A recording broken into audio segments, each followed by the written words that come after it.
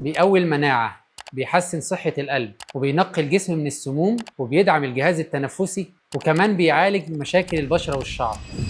في منتجات طبيعية كتير بنستخدمها شوية وبنوقفها شوية، لكن في منتج واحد بس ده ما ينفعش يخلص من بيتك، ألا وهو الحبة السوداء أو زيت حبة البركة، اللي النبي صلى الله عليه وسلم قال عليه: الحبة السوداء شفاء من كل داء إلا السام، يعني إلا الموت، هو إن شاء الله علاج وشفاء لأي مرض. زيت حبة البركة عندنا معصور على البارد، عصرة أولى طبعا. أنا شخصيا بستخدمه يوميا تقريبا، وفعلا بيفرق معايا في حاجات كتير، بالذات مشاكل المعدة.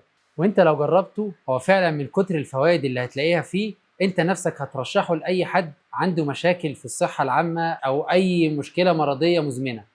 فلو انت بتدور على مضاد حيوي او مضادات اكسده امن وطبيعي وفعلا هيغير حياتك، يبقى هو زيت حبه البركه.